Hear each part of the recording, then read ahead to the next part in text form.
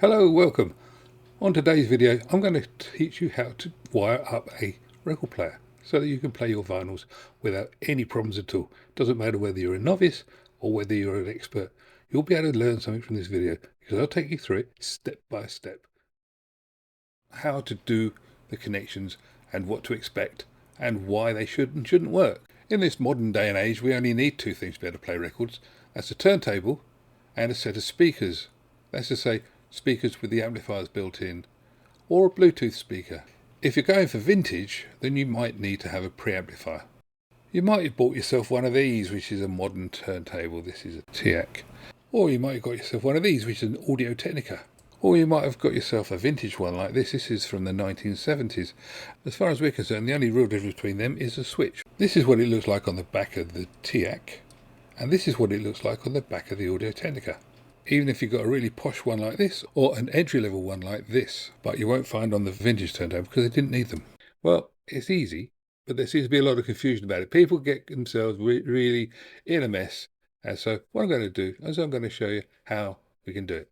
And don't worry, we're going to keep it simple and fun, and there's no need for a degree in audio engineering. Grab your favourite record and let's get those grooves ready. If you've got one of the modern turntables, it may have Bluetooth. If you've got Bluetooth, that's very useful. And you can do it as simply as this. Just get yourself one of these, or one of these, or a set of these. If you're going for vintage, then you might need to have a preamplifier. And we'll deal with that in a minute.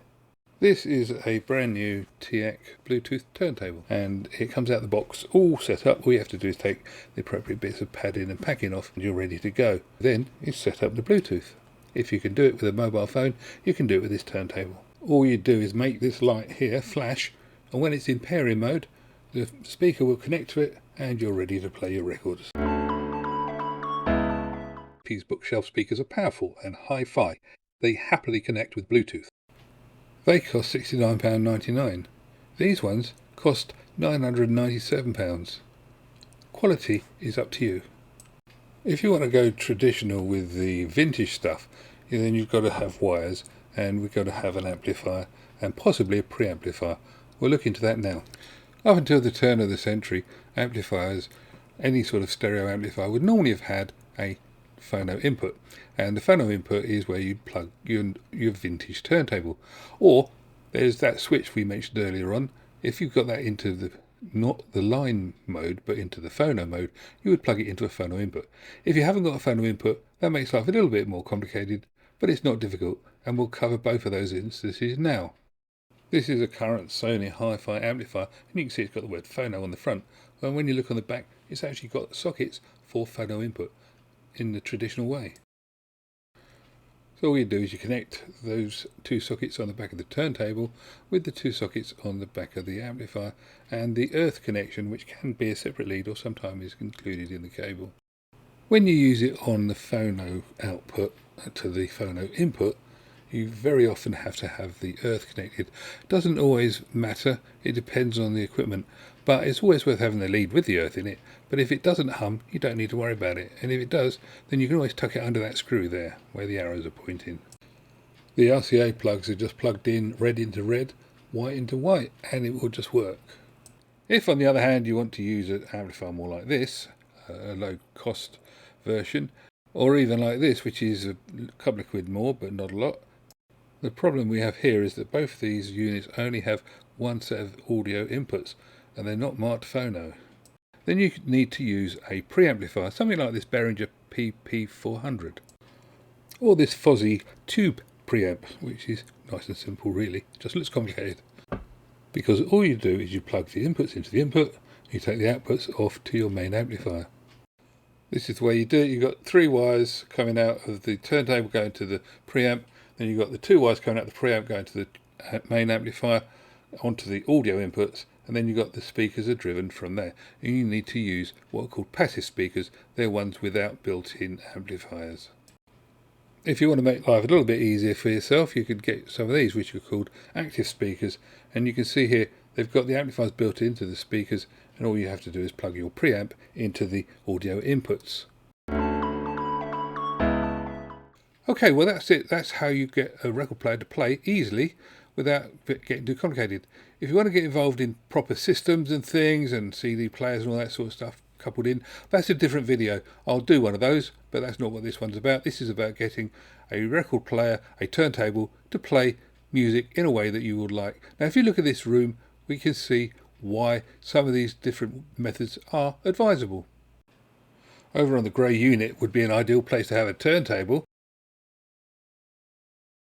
Got a bit of room there, you could keep some records next to it.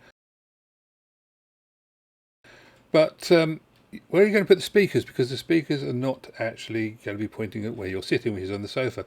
So that's where the Bluetooth ones might be useful. You could actually put the Bluetooths over by the television, and that would be no wires involved. On the other hand, if you're happy to run the wires in, that would still be a good way of doing it. When it comes down to it, the quality you're going to get is dependent on the money you spend and the equipment you buy.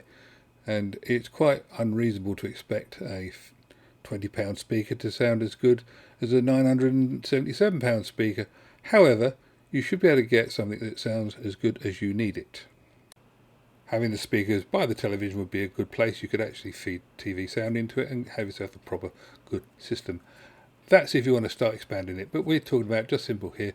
Turntable near to where you're sitting, speakers where they're ideally placed to listen to. It's as simple as that.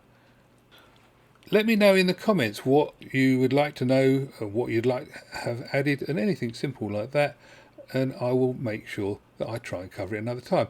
I'm going to leave you here with a bit from my other video on my Bluetooth turntable, where you can actually see I'm using it exactly as I've described on here. The specifications say that this thing weighs 4.5 kilos, so that's more than a bit. It's got a really nice thick plastic bag on it, and you can see it's got the silver protective stuff underneath. They've really put some effort into making sure that this is going to be in good condition when you get it, so let's hope it is. It's not the easiest thing to unpack, so take your time. Okay, got the bag off. Now, let's have, oh, look at that. Now, yeah, there we go. A tone arm, a proper looking tone arm. Okay, we're not into the audiophile grade here, but it's got a proper cartridge on it, and it's been wrapped up nicely. So I'm guessing that you can adjust the counterbalance. I don't know. I will find that out and do a follow-up video later on, but this is looking quite nice. And let's have a look. So the platter is there, and the belt is already fitted, so it's ready to go. There's no pretense at having strobes or anything, so we'll stick the mat on that in a minute, and just make sure, yeah, the belt is on and the motor's going round. That's good. Nothing to, don't think there's anything to unclamp, but I could be wrong. I shall have to read the instructions. This is just really a first look. And yeah, so you got the up and down lever there and whatever, and it's yes, all good so far. So I've checked, there is nothing to unclamp. It is all as it comes. You just literally open the box and take it out, and there you are.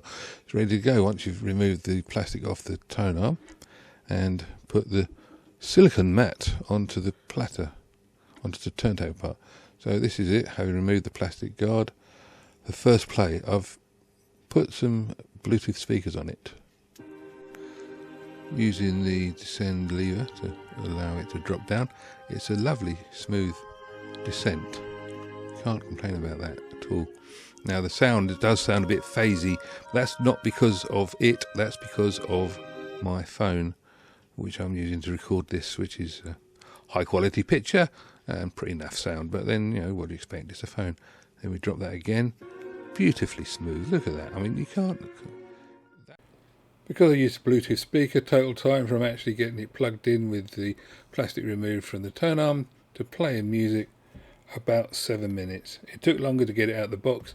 Obviously you've got to be careful with this sort of thing, but when you do it, it works nicely, and I hope you're happy with it. Any questions, anything about any of the installations, please let me know, and I'll try and answer you in the comments.